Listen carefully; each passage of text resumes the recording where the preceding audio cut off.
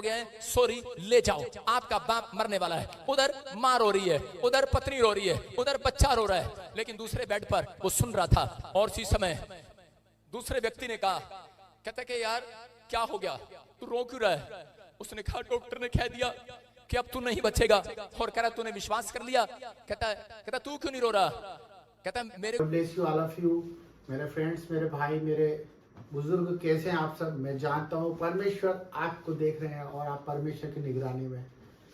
आज हम एक ऐसे विषय के बारे में बात करना चाहते हैं जो हम सब रोज प्रार्थना करते हैं और रोज उस विषय के लिए चिंता भी करते हैं और मनन भी करते हैं।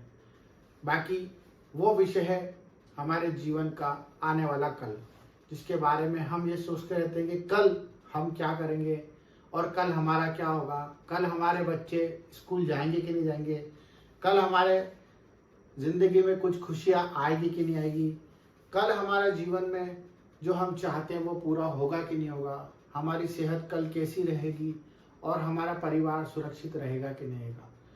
ये कल आपको रोज कहीं ना कहीं एक क्वेश्चन मार्क जरूर देता है।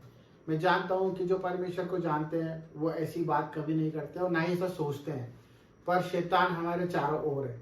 और ये विषय उन लोगों के लिए जो लोग परमेश्वर को अभी जानने लगे हैं और परमेश्वर के प्यार में खो गए हैं, परंतु उन्हें न्याय और उन्हें नियम को जानना बहुत जरूरी है।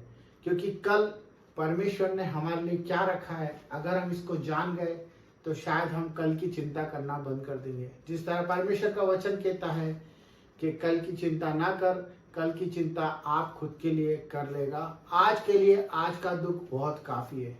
यही वचन परमेश्वर ने हमें इसलिए दिया है क्योंकि जो लोग भविष्य की चिंता करते हैं, जो अपनी खुद की सेल्फ चिंता करते हैं, जो अपने परिवार की चिंता करते हैं और कल के विषय में मनन लगा के अपनी पूरी जीविका खराब कर लेते हैं और ये नहीं सोच पाते कि हमें कल क्या करना है, उसी विषय में परमेश्वर हमें कहता है कि तू कल की चिंता मत कर, कल की चिंता आप खुद कर लेगा, आज के लिए आज का दुख ही काफी है। मेरे प्यारे मित्रों और प्यारे भाइयों, मैं आपको ये बताना चाहता हूँ कि परमेश्वर ने हमें ऐसा क्यों बोला है। क्योंकि परमेश्वर ये जानते हैं कि हमारे बच्चे उसके ऊपर विश्वास करेंगे। क्योंकि जो अनंत जीवन का स्वामी है, जो राजा होगा राजा है, वो हमारे कल की नहीं, वो हमारे जीवन की रक्षा करता है। हमारे पूर्वजों से उसने हमें गोद ले लिया है, उसने हमें मोल देकर चुकाया है और हमें स्वीकार करा है जिस भी हालत में थे हम। जब हम पहले ऐसे थे, जब हमारे भविष्य के बारे में हमें नहीं पता था, जब हम अपने बारे में सोच सोच कर गलत कदम उठा लिया करते थे और पाप में पड़ जाते थे और उस पाप का परिणाम भी बहुत बड़ा भोगते थे। पर हम क्यों नहीं जानते कि आज हम वही गलतियां, वही व्यवहार वापस करेंगे तो हम किस तरह से प्रभु के कहलाएंगे।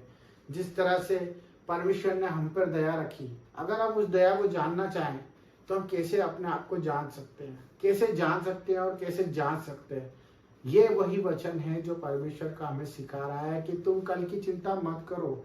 मैं जानता हूँ आज मेरा भाई कैंसर में है, मैं जानता हूँ कि आज मेरी बहन परेशान है, कर्जे में है, मैं जानता हूँ मेरे भाई उन अपने भाइयों से लड़ रहे हैं, अपनी चीज़ों के लिए, हक के लिए दौड़ रहे हैं, अपने काम काज की चिंताओं में, ऑफिस के टेंशनों में, अपने वर्क की टेंशन में बहुत कुछ अपना खो रहे हैं, अपना आनंद खो रहे हैं।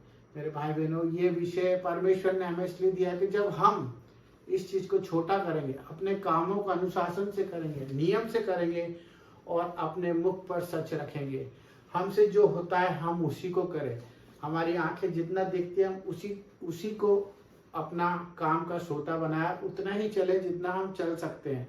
क्योंकि परमेश्वर ने हमारा बोझ अपने ऊपर ले लिया है।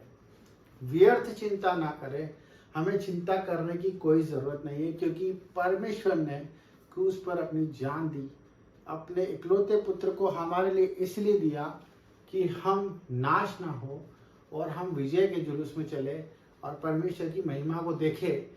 और परमेश्वर की महिमा जब ही होती है जब हम परमेश्वर के पीछे अपना क्रूस उठाकर चलते जाते हैं। तो मेरे भाई बहनों, ये आपको समझना है कि हम अगर कल की चिंता करते हैं तो परमेश्वर के उस नियम को तोड़ते हैं जो परमेश्वर ने हमारे लिए बलिदान दिया। अगर आप महिमा देखना चाहते हैं और परमेश्वर के कामों को देखना चाहते हैं तो आज के आनंद में खुशियों से जियो आनंद से अपने परिवार के साथ खुशियां मनाओ और प्रभु की आराधना करो, प्रार्थनाएं करो अपने पड़ोसी के लिए और अपने लिए भी।